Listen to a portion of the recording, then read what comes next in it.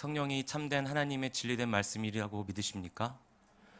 성경의 유일한 하나님의 그 역사를 기록된 한 치의 오차도 없는 책이란 것을 믿으십니까? 아멘. 저도 어렸을 때 그 주일학교나 이런 곳에서 교사분들이 물으시면 저도 항상 아멘이라고 대답을 했던 것 같습니다. 그런데 정작 돌이켜보면 저는 그 아멘에 대한 행동을 하지를 못했던 것 같습니다. 그저 성경은 굉장히 익숙하고 그냥 항상 집에 있는 책, 어딜 주변을 보나 내 방이나 거실에 항상 꽂혀 있는 책이었습니다. 회사에서도 그리고 제 집에서도 제가 그냥 크리스찬이라는 표식 정도를 나타내는 책이었던 것 같습니다. 왜냐하면 삶에서 어떤 어려움과 교훈 같은 것이 지혜가 필요할 때 성경을 먼저 열어보기보다는 서점에 달려가서 이달에 제일 좋은 베스트셀러가 뭔지, 아니면 이 분야의 전문가가 쓴 책이 무엇인지 그런 걸 찾기 바빴던 것 같습니다. 그런데 그렇다고 뭐 제가 모태신앙이기 때문에 하나님에 대해서 뭐 잘 모르거나 이랬던 것은 아닙니다. 성경도 주일학교에서 가르치는 대로 통독도 여러 번 했고요. 그렇기 때문에 부모님을 쫓아서 예배를 드리는 곳이나 부흥집회를 가서 성경 속에 나오는 인물들, 그 이야기들, 사건들을 잘 알고 컸습니다. 그럼에도 불구하고 제가 능동적으로 하나님을 필요로 하고 알고 싶어 하고, 그리고 이스라엘 백성에 대해서도 이해하려고 하고, 나는 어떤 삶을 살고 있는지에 대해서 알고자 할 때 성경을 보질 않았던 것 같습니다. 그런데 불과 한 몇 년 전부터 하나님께서 여러 가지 사건들을 통해서 저에게 성경을 다시 보게 하시고 깨닫게 하시고, 그 전까지는 알 수 없었던 하나님의 그 사랑을 알게 하셨던 게 너무나 감사한 은혜인 것 같습니다. 서점에 가보시면 그 이달의 베스트셀러나 혹은 올해의 베스트셀러 같은 것들을 쉽게 보실 수 있습니다. 우리는 그냥 베스트셀러가 이거구나 하고 넘어갈 수 있겠지만, 경제를 분석하는 사람들이나 혹은 부유층에 계신 분들, 아니면 여러 가지 심리를 연구하시는 분들은 여러 가지 지표들 중에서 이달의 베스트셀러나 올해의 베스트셀러가 무엇이 선정됐는지가 굉장히 중요한 지표 중에 하나입니다. 왜냐하면 세상 돌아가는 거에 좀 불만이 많다거나, 아니면 정부의 위정자들에게 불만이 있다거나, 그럴 때는 항상 그 역사적으로 봤을 때 성군이었던 왕들의 시대를 보고 싶어하는 욕구가 생기거나, 아니면 너무나 세상 사는데 힘들고 쇼크가 크면 현실을 탈피하는 판타지 소설물이나 이런 것들을 좀 많이 읽는 경향이 보이곤 합니다. 또 뭐 경제가 너무 어려워서 먹고 살기 힘들 때에는 뭐 멈추면 비로소 보이는 것들이랄지, 아니면 뭐 아프니까 청춘이다랄지, 이런 그 위로와 그리고 자기 개발 서적 같은 것들이 항상 베스트셀러로 꼽히곤 합니다. 그래서 그런 것들을 역으로 이 시대의 사람들이 지금 어떠한 생각을 갖고 있고, 어떠한 상처를 받고 있고, 어떠한 피로를 느끼고 있구나를 분석하는데 베스트셀러를 사용하곤 한다고 합니다. 그런데 하나님을 믿는 우리들은 베스트셀러는 아무리 그 시대를 반영하고 그 사람들의 감정을 반영한다고는 하지만, 그러나 시대를 초월하고 모든 사람들에게 적용될 수 있는 진리는 안 됩니다. 하나님을 믿는 우리들은 영원한 생명이 되시고 생명과 죽음에 대한 이야기, 그리고 하나님이 우리를 어떻게 사랑하셨는지, 어떻게 만물을 운행하시는지, 어떤 마음으로 창조하시는지를 알 수 있는 지혜의 근본이 되는 성경을 봐야 할 것입니다. 그래서 우리가 지금 어떻게 살고 있는지, 그리고 하나님을 어떻게 하면 더 알 수 있는지, 그리고 나를 더 알고 싶다면 성경을 읽어야 될 것입니다. 믿으십니까? 오늘 저는 성도님들과 구약 성경을 한번 보면서 하나님의 마음과 이스라엘 백성의 마음을 좀 엿보고자 합니다. 하나님은 태초에 천지를 창조하셨습니다.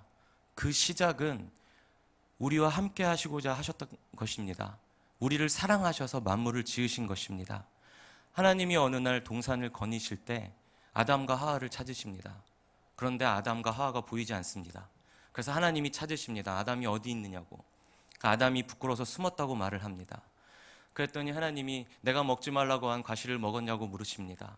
그래서 아담은 그때 저 여자가 먹게 해서, 하와가 먹게 해서 먹었다고 핑계를 댑니다.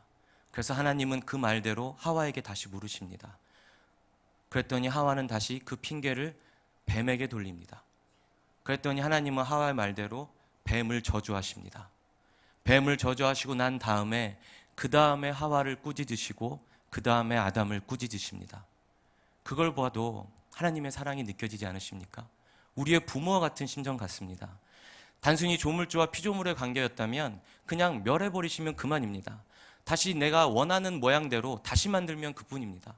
그럼에도 불구하고 자기의 자녀된, 당신의 자녀된 아들이 딸에게, 딸이 뱀에게 책임을 전가하는 걸 다 아시면서도 뱀을 먼저 저주하시고 그 다음에 자기의 자녀된 아담과 하와를 꾸짖으십니다. 그리고 나셔서 마지막에 하신 것은 그들이 상할까 봐 가죽옷을 지어 입히십니다. 이게 얼마나 놀라운 사랑인지를 모르겠습니다. 그런 이후에 이제 제 가운데 머물게 된 아담과 하와가 에덴 동산에서 쫓겨나게 되고요. 아벨을 죽인 가인의 사건을 보게 되고요. 가인의 표식을 주셔서 아무도 가인을 해치지 못하게 만드십니다. 노아의 때는 또 어떻습니까? 그때는 태평성대였습니다. 인류가 번성했던 시기였는데 그때 노아를 통해서 홍수를 일으키셔서 모든 것을 심판하실 때에도 암소 한 쌍씩을 태우시고 노아를 통해서 준비케 하십니다. 이런 하나님의 사랑을 알 수가 있습니다. 그리고 또 아브라함의 때는 어떻습니까? 노아의 홍수가 지나고 나서도 하나님은 마음이 아프셨습니다. 그래서 그 심판을 당하는 백성을 보시면서 다시는 이렇게 심판하지 않겠다고 무지개로 언약을 하시고 난 다음에도 하나님은 인간에 대해 포기하지 않으시고 아브라함을 선택하셔서 본토 친척 아비집을 떠나라고 하십니다. 아브라함은 그것에 대해서 순종합니다. 그 모습을 보시고 하나님은 기쁘셔서 아브라함에게 축복을 주십니다. 그리고 야곱의 때는 또 어떻습니까? 미리 기근과 가뭄이 처할 것을 아셔서 요셉을 미리 애굽에 보내시고 야곱의 가족들을 다 애굽으로 옮기신 다음에 애굽에서 가장 목축업하기에 좋은 고센 땅을 하나님이 주십니다. 그래서 그 땅에서 이스라엘 백성은 번성하게 됩니다. 그리고 그 다음에 또 어떻게 됩니까? 요셉을 모르는 다른 왕이 나왔을 때 이스라엘 백성이 핍박을 받으니까 모세를 세워서 하나님은 출애굽을 시키십니다. 그 출애굽을 시키실 때에도 전능하신 하나님이기 때문에 사람이 상상할 수 없는, 아니면 갑자기 다 모두가 즉사해도 그거는 이상할 게 전혀 없는 것입니다. 그런데 하나님은 그 이스라엘을 다스리는 애국 백성 민족들이 그들의 기준으로 하나님을 알 수 있게끔 10가지 재앙을 차근차근히 그들이 의지하는 것을 없애시면서 보여주십니다. 한번 되짚어 보면 그들이 생명의 젖줄과 같이 여겼던 나일강을 붉게 물들게 하시고요. 그것이 범람하면서 개구리가 무트로 올라오고요. 개구리가 죽게 되니까 그 사체에서 이와 파리가 들끓게 됩니다. 이와 파리가 들끓게 되니까 가축이 또 그 전염병으로 죽게 되고요. 인간은 또 독종으로 굉장히 고생을 하게 됩니다. 그렇게 돼도 사람들은 아직까지 하나님을 인정하지 않습니다. 왜냐하면 작물이 풍족하게 널려있기 때문입니다. 먹고 사는 데는 문제가 없기 때문입니다. 그랬더니 하나님이 어떻게 하십니까? 우박으로 작물을 다 없애버리십니다. 그리고 메뚜기 떼를 보내셔서 나머지 있는 작물까지도 싹 휩쓸어 버리십니다. 그랬더니 애굽에 있는 사람들은 그들이 섬기는 태양신을 바라봅니다. 그리고 태양신께 의지합니다. 그랬더니 하나님이 흑암으로 태양을 가리십니다. 그랬더니 이제는 이 생에 우리의 삶은 기대할 것이 없으니 내 자녀, 다음 세대에게 기대를 하게 됩니다. 우리도 그렇죠? 그런데 그럴 때 하나님은 어떻게 하십니까? 그 자녀를 치십니다. 그제서야 비로소 애굽 백성들은 하나님의 존재를 인정하게 되고 무서워하게 되고 이스라엘 백성을 해방시켜 줍니다. 이스라엘 백성이 나올 때 구름 기둥과 불 기둥으로 낮과 밤으로 하나님을 인도하시고요. 홍해를 갈라서 그들이 건너게 하시고 애국 군대를 수장시키십니다. 만나와 메추라기로 때에 따라서 먹이시고 인도하시는 하나님을 알 수 있습니다. 그리고 그 이후에도 가나안 땅에 들어갔을 때 여호수아에게 전략과 전술을 직접 하나님께서 알려주시면서 우리가 성경을 통해서 알고 있지 않습니까? 여리고성을 비롯해서 하나님이 정말 제갈공명처럼 전략과 전술을 알려주셔서 가나안 땅을 정복하게 하십니다. 그러고 난 다음에 또 어떻게 됩니까? 여호수아 이후에 사사가 필요하다고 하나님께 부르짖습니다. 그래서 사사를 보내주셔서 이스라엘 백성들이 어려운 가운데 있을 때 건져내시고요. 그런 여러 가지 역사들을 겪었음에도 불구하고 이스라엘 백성들은 하나님께 우리에게 인간의 왕을 주시옵소서, 왕으로 우리를 다스리게 하시옵소서. 하나님의 입장에서는 여태까지 이들에게 내가 유일한 왕이고 유일한 하나님이란 걸 보여줬음에도 불구하고 이스라엘 백성이 우리에게 인간의 왕을 주셔서 우리를 다스리게 하십시오 할 때는 참 마음이 아프셨을 것입니다. 그런데도 그 요청을 들어주십니다. 그리고 다윗과 솔로몬의 시대를 지나서 영원히 부국강병할 것 같았는데 아스로와 바벨론에게 침략을 당하고 노예 생활을 시작하고 페르시아에게 노예 생활을 당합니다. 그리고 하나님께서는 그때에도 사람을 포기하지 않으셔서 당신들의 백성을 담금질하십니다. 만약에 그 죄악이 너무나 보기 싫었고 다시 그냥 나의 말을 잘 듣는 백성들을 만드시면 그뿐인 것을, 이 백성을 끝까지 포기하지 않으시고 주변의 이방 나라들을 통해서 포로기를 겪게 하시면서 하나님을 끊임없이 찾게 만드십니다. 선지자들을 보내셔서 내가 모든 만물을 창조한 하나님이고 유일한 하나님이고 너희의 하나님이고 내가 너희를 구원해낼 유일한 하나님이고 새 나라 새 땅을 너희에게 줄 것이라고 끊임없이 말씀을 하십니다.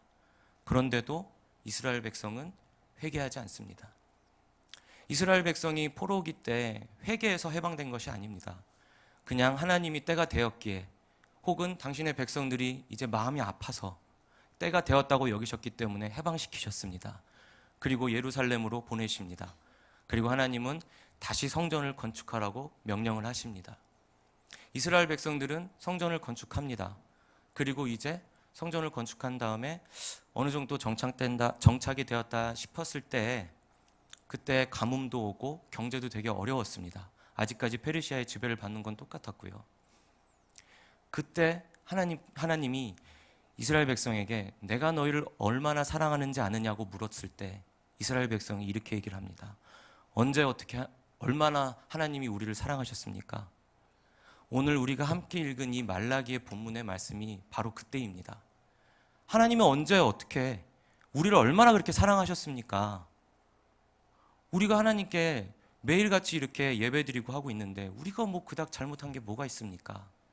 지금 이런 모습입니다. 성도님 여러분은 이런 이스라엘 백성을 보시면서 어떤 마음이 드십니까?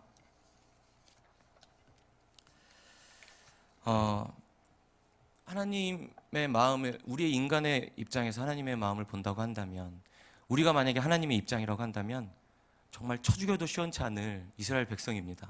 너무 분노가 끓어오르고 정말 어떻게 이렇게 모를 수가 있나, 내가 이렇게까지 참아가면서 축복을 내려줬는데 어떻게 나를 이렇게 배신할 수가 있나, 틈만 나면 우상 숭배했으면서 틈만 나면 나를 잊었으면서 어떻게 이렇게 뻔뻔하게 얘기할 수 있을까, 이렇게 얘기할 수 있을 것입니다.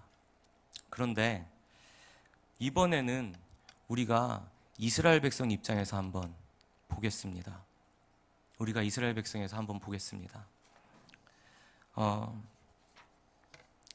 아담에게 하나님이 에덴 동산을 주셨습니다. 그리고 모든 만물을 다스리라고 하셨습니다. 이름까지 지을 수 있는 권리를 주셨습니다. 그리고 하와를 주셨습니다. 가장 사랑하는 아내입니다. 가장 사랑하는 아내가 과일 먹어보라고 줍니다. 안 드시겠습니까?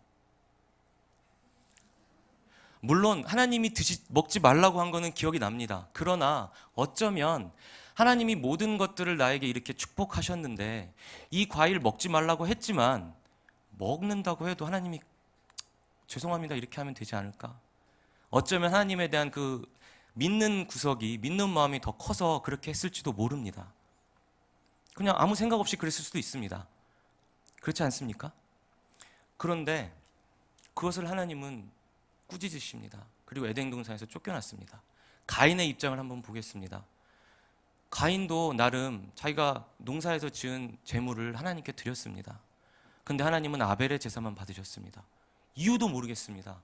왜 내 건 안 받으셨는지 이유라도 좀 알려주시면 알겠는데 야속한 생각이 들지 않겠습니까? 노아의 때도 한번 보겠습니다. 별다른 문제 없었습니다. 번성하고 먹고 살기 좋았습니다. 지금 우리가 누리는 이 문명이 뭐 자고 일어나면 막 스마트폰이 막 나오고 5G가 나오고, 그리고 만약에 우리에게 하나님이 축복하셔서 손대는 사업마다 다 잘 되고 돈이 막 쌓이고 이런 상황에 처한다고 하시면 과연 여러분들은 하나님을 어떻게 삶 가운데서 섬기시겠습니까? 정말 하나님만을 바라보시면서 최우선순위에 두고 섬기실 수 있겠습니까? 그런 지혜가 우리에게 있겠습니까? 출애굽의 때에도 한번 볼 수 있습니다.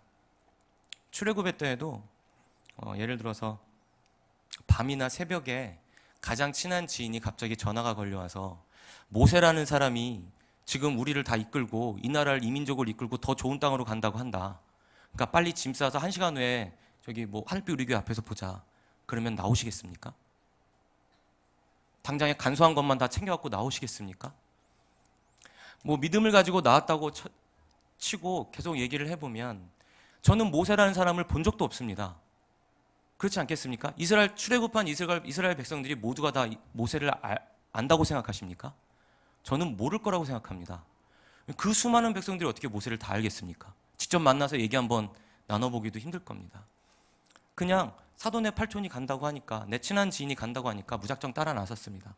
근데 막상 따라 나서 보니까 목적지는 가나안이라고 하는데 뻔히 이 길로 가는 걸 알고 있는데 이렇게 돌아서 가는 겁니다.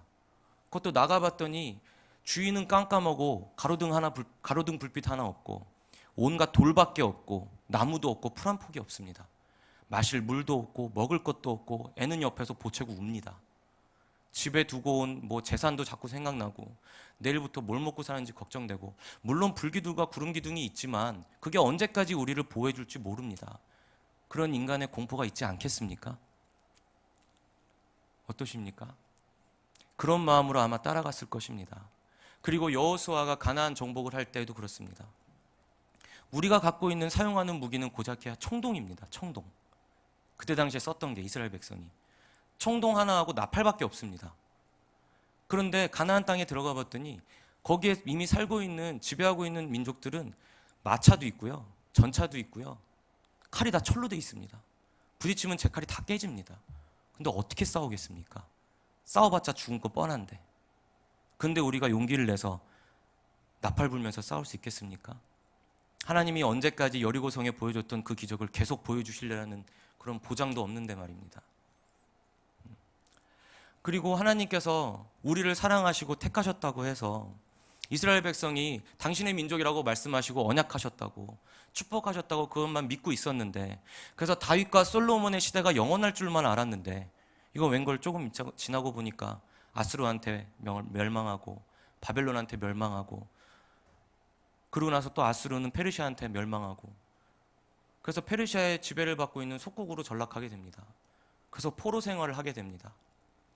그런데 또 포로 생활을 해봤더니 이게 좀 예전과는 다른 겁니다. 아수르나 바벨론한테 포로 생활 당할 때보다는 꽤 할만한 포로 생활인 겁니다. 페르시아한테 지배를 당할 때 뭐 종교도 어느 정도 허락을 해주고요, 그리고 품삯도 잘 챙겨주기도 하고, 나름 집도 사게 해주고 차도 사게 해주고 애들 학교도 보낼 수 있고, 이게 나름 살만한 겁니다. 더군다나 좀 지나고 봤더니 유대민족 출신의 왕비까지 나왔습니다. 에스더라는 왕비가 나오고 나서부터는 유대민족이 또 위상이 좀 올라갔습니다. 사회계층에서. 그러고 있을 때 누군가가 이렇게 말을 합니다. 하나님께서 우리를 해방시키셨으니 얼른 짐 싸서 다시 예루살렘으로 가자. 여러분은 가시겠습니까?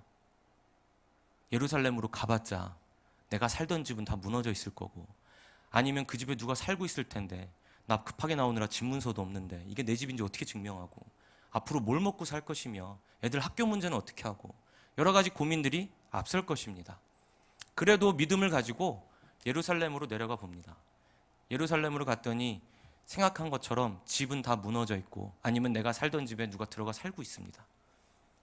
그래서 막막하게 뭘 먹고 마시고, 당장에 내일은 뭘 먹지? 나는 무엇으로 우리 가정을 먹여 살리지? 이런 고민을 하고 있는데 하나님이 성전을 건축하라고 합니다. 가진 거 아무것도 없는데. 그래도 그 말씀에 순종해서 성전을 쥐어짜서 지었습니다. 지었더니 성전 꼴이 이게 뭐냐고 어르신들은 우시고, 젊은이들 괜히 이게 뭐냐고 구박이나 하시고, 하나님도 성실하게 하지 못했다고 훈계도 하시고, 어디 가서 칭찬 한번 받지 못하는 그런 상황입니다. 그렇다면 여러분은 하나님께 그런 상황에서 원망하지 않으시겠습니까? 그래도 가뭄이 오고 경제가 너무 어렵고 살림살이가 팍팍해도 정말 쥐어짜서 병든 가축이라도 하나님께 제단에 올렸습니다. 뭐 마음이 진심으로 가지는 않습니다. 나도 굶어 죽게 생긴 판국인데 하나님께 드린다는 것도 좀 그렇긴 한데, 그래도 냇간에는 그나마 했습니다. 그랬더니 하나님이 이게 뭐냐고 핀잔을 하시는 거죠. 너희 총독한테 이거 갖다 줘봐라. 총독이 먹겠느냐? 이런 걸 나한테 가져오니? 라고 말씀하십니다. 그럼 이런 상황에 여러분은 하나님께 뭐라고 하시겠습니까? 하나님, 언제 그렇게 나를 사랑하셨습니까? 아니, 언제 그렇게 저를 사랑하셨습니까? 저 지금 먹고 살기 힘들어 죽겠는데. 차라리 그냥 포로 생활에 있게 두시죠. 아니면 출애굽할 때 그냥 애굽에 있게 두시죠. 그때는 머리 뉘을 곳이라도 있고 먹을 만한 것도 있었고 나름 직장도 있었고 집도 있었습니다. 근데 하나님 언제 그렇게 사랑하셨습니까? 라고 말씀하지 않으시겠습니까?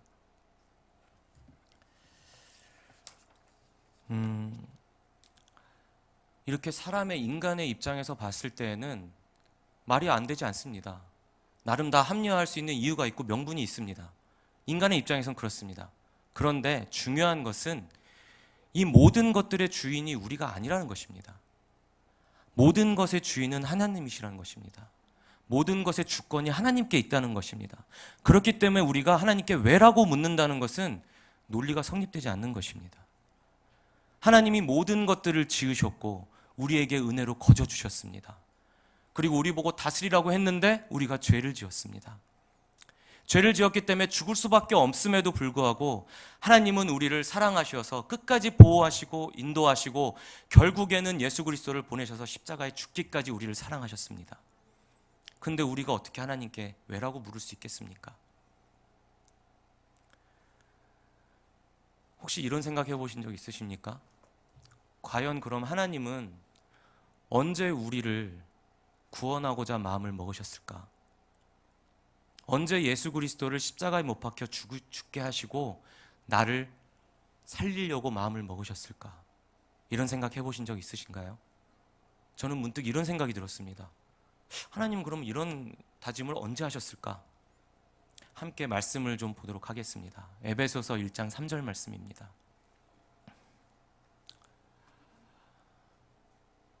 네, 1장 3절부터 계속 좀 읽도록 하겠습니다. 함께 읽겠습니다.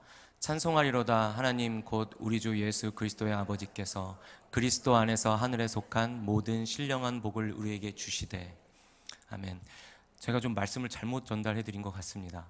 제가 하려고 했던 말씀은 창세전에 그리스도 안에서 우리를 택하셨다는 본문입니다. 그 말씀을 보면 하나님께서 창세전에 이미 우리를 택하셨다고 말씀을 하고 계십니다. 그렇다면 적어도 아담과 하와가 어디 있냐고 찾으실 그때에 어쩌면 하나님은 이미 마음을 먹고 계셨을지도 모릅니다. 아니, 아담과 하와에게 가죽옷을 입히실 때에 어쩌면 그런 마음을 갖고 계셨을지도 모릅니다. 그렇지 않겠습니까? 창세전에 이미 우리를 택하시고 우리를 예수 그리스도를 통해서 구원하시기로 마음을 먹으셨다면 어떻게 아담과 하와가 그 죄를 지을 때 그걸 바라보고 계실 수 있었는지, 그리고 아담과 하와가 핑계를 댈 때 그것을 가만히 듣고 계실 수 있었는지, 그리고 마음이 아프셔서 가죽옷을 입히실 수 있는지, 모든 것들이 다 이해가 가기 시작합니다. 하나님께서 그저 제 가운데 거한 사람을 버리시는 것이 아니라, 저주하시는 것이 아니라 가죽옷을 입히신 이후에, 아니 저주를 내리시는 그 말씀에서도 너희가 이제 죄를 지었기 때문에 세상 가운데에서 이러한 어려움을 겪을 거야. 이런 고통을 겪을 거야. 해산의 고통, 땅의 노동을 통해서 소산물을 얻을 것이고 이런 여러 가지 고통을 겪을 거야 라고 하는 것들은 저주가 아닌 것입니다. 어찌 보면 가슴 아픈 내용입니다. 너희 어떻게 할래? 네가 죄를 저지르면 이제 이렇게 되는 거야. 그리고 가죽옷을 입히시고 내보내시면서 그 이후부터 하나님은 지금 우리의 이 시간까지 우리를 보호하고 인도하고 계십니다. 그것이 바로 하나님의 사랑입니다. 우리의 상식으로는 도저히 이해할 수 없는 사랑입니다. 그렇지 않습니까? 어떻게 사람도 그렇게 할 수 없는데 하물며 전능하신 조물주께서 한낱 피조물인 우리를 그렇게까지 우리를 사랑하시고 동등하게 보시고 대화하길 원하시고 교제하길 원하시고 우리를 버리지 아니하시고 상하지 않게 하시기를 바라시는 그 하나님의 사랑은 유일하시며 완전하시고 온전하신 사랑인 것입니다. 그래서 처음에 저는 구약의 말씀을 읽으면서 말라기서까지 읽었을 때 참 정말 하나님 딱하시다.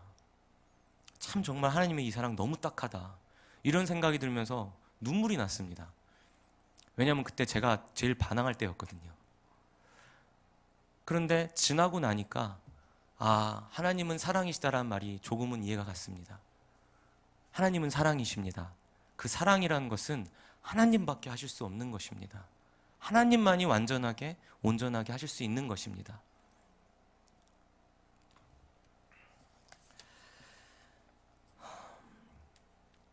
하나님이 이렇게 우리를 사랑하시는데, 그런데 우리가 사랑하는 또 현실은 다른 문제이지 않습니까? 하나님의 사랑과 우리가 처한 현실 사이를 사탄은 끊임없이 파고듭니다. 다들 살면서 겪으시겠지만 직장 생활이나 삶 가운데서 그렇게 뚜렷하게 옳고 그름의 문제가 아닙니다. 이 일을 하지 않으면 당장에 다음 달에 급여가 없는 거고요. 이 일을 해야지만 우리 가족이 먹고 사는 겁니다. 직장 생활을 한다면 이 정도 줄은 서야 되고요. 이 정도 칭찬도 해야 되고요. 약간의 이런 실수도 해야 되고요. 약간의 꾀도 부려야 됩니다.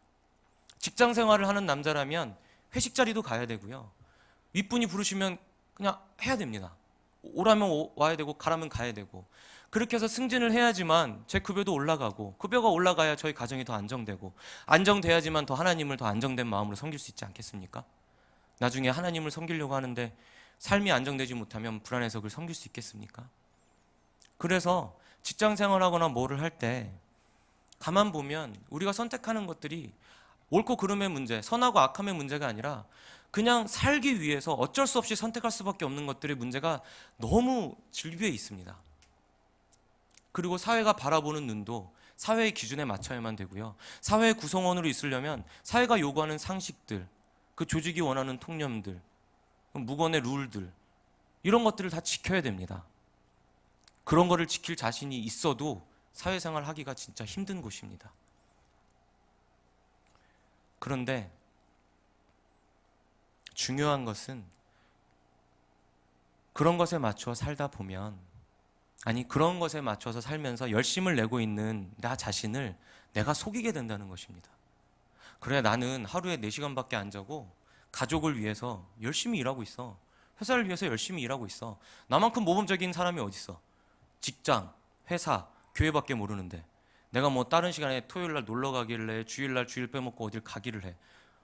토요일 주일이면 교회 오고 나머지 날들은 가정을 위해서 이렇게 열심히 일하는데, 제가 그렇게 살았습니다. 그 생각으로 저를 위로했고요. 하루에 4시간씩 일하고 자면서 일했습니다. 한 10년을 넘게 그렇게 일했던 것 같습니다. 그러면서 항상 저는 저를 위로했던 게, 혹시 나만한 사람이 어딨어. 이렇게 열심히 일하고 삐뚤게도 안 나가고 회식 자리에서 저 술 안 먹습니다도 얘기하기도 하고 나름 일도 잘했고 인정도 받고, 그래서 저는 제가 쌓은 커리어나 제가 하는 모든 것들이 저였습니다. 그냥 내 연봉이 나구나. 이게 저의 바벨탑이었습니다. 처음에는 그래, 하나님을 믿는 사람들, 하나님을 모르는 자들에게 하나님을 믿는 사람이 어떻게 일하는지를 보여주자라고 했지만, 그러나 점점 제 삶 가운데에서 하나님은 점점 쓰러져 갔습니다. 안개처럼 사라지는 거죠. 그리고 어떤 날은 하나님께 이럽니다. 정말 그랬는데요. 이게 이제 아내하고 싸우거나 아니면 회사에서 이렇게 싸워서 막 욕이 막 이렇게 나올 때는 하나님한테 직접 한번 와서 살아보시라고. 이게 녹록치 않다고. 이게 한번 와서 한번 살아보시라고. 이게 인간의 삶이 만만한가. 정말 그랬습니다. 운전하다 말고 차 세워놓고요. 핸들을 막 손으로 때리면서 정말 와서 한번 살아보시라고. 나 못해 먹겠다고. 그렇게 했던 적도 많습니다. 근데 중요한 것은 그러한 것들 상황 속에서 우선순위가 바뀌면 안 된다는 것을 저는 깊이 깨달았습니다. 우선순위가 바뀌면 안 됩니다. 열심을 내는 것은 좋은데 그 모든 것들의 주인 되신 것이 오직 하나님 한 분이라는 것을 우리가 굳건히 지키면서 살아야 하는 것입니다. 그것이 무너지면 우리의 모든 삶이 무너집니다. 외부의 공격으로 무너질 수도 있지만 하나님께서는 내 손 스스로 무너뜨리실 때도 많습니다. 하나님이 원하시는 삶이 아니기 때문입니다. 사랑하는 성도 여러분, 하나님의 사랑과 현실 가운데 사단이 침범해서 계속 괴롭힐 때 하나님의 목적은 하나밖에 없습니다. 하나님의 사랑을 잊게 하는 것, 그리고 하나님과 사이가 멀어지게 하는 것입니다. 그럴 때 하나님의 사랑을 붙드시기 바랍니다. 떠올리시기 바랍니다. 그럴 수 있는 방법은 한 가지밖에 없습니다. 하나님께 물으시면 됩니다. 말을 거시면 됩니다. 기도하시면 됩니다. 그리고 성경을 보시면 됩니다.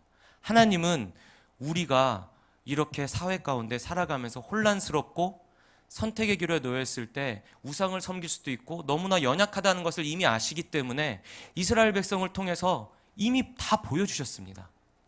우리하고 전혀 다를 바 없는 이스라엘 백성들의 삶입니다. 우리는 우상을 섬기지 않는다고 생각하십니까? 저는 특히 전도사가 되고 나서는 좀 쑥스럽습니다. 제가 전도사라고 하니까 쑥스럽긴 한데, 전도사가 되고 나서는 제가 우상을 섬기고 있다는 것을 너무나 많이 깨달았습니다. 그리고 이단적인 요소도 있다는 것도 많이 깨달았습니다. 은연중에 하나님과 예수님은 많이 찾는데 성령님은 하나님과 예수님보다 많이 안 찾더라고요. 그러니까 여러 가지 깨달음을 얻게 됐습니다. 그러면서 상식이라고 여겼던 것, 내가 당연하다고 여겼던 것, 내가 열심으로 열정을 가지고 임했던 모든 것들이 내가 우선순위가 바뀌어 있었구나. 나의 우상이었구나. 정말 세밀하고도 은밀하게 상식이라는 탈을 쓴 우상이 내 삶 가운데 곳곳에 있었구나 라는 것을 알게 됐습니다. 사랑하는 성도 여러분, 하나님께서는 하나님의 형상대로 우리를 지으셨습니다. 그렇다는 얘기는 우리만큼, 피조물들 중에 우리만큼 하나님을 이해할 수 있는 피조물도 없을 것입니다. 하나님은 우리의 사랑을 기다리고 계십니다. 우리의 믿음을 기다리고 계십니다. 아브라함과 이삭의 사건을 기억하시죠? 아브라함이 이삭을 바치려고 했을 때 그 전까지는 하나님 입장에서는 당신이 만드신 인간들이 계속 죄만 지어왔습니다. 인간이 최초로 하나님께 감동을 준 사건입니다. 저는 그렇게 봅니다. 아브라함이 이삭을 죽이려고 했을 때 하나님이 뭐라고 하셨습니까? 아브라함아 아브라함아 두 번이나 다급하게 부르십니다. 그리고 상하게 하지 말라고. 내가 나를 두려워하는 것을 내가 알았으니, 내가 너의 마음을 알았으니 이제 됐다. 양 저기 준비해놨으니까 그걸로 바치고 내가 너에게 다시 축복을 내리겠다. 이렇게 감동하시는 하나님의 마음을 기억하십니까? 오늘 우리에게 하나님은 그런 기다림으로 다가오고 계십니다. 내가 너희를 만들었고 너희를 이렇게 사랑하였고 너희를 이렇게 인도하였으니 너희도 나를 믿고 나를 신뢰하고 나를 사랑해 줬으면 좋겠다. 나는 너희를 기다리고 있다. 이렇게 말씀하시는 것 같습니다.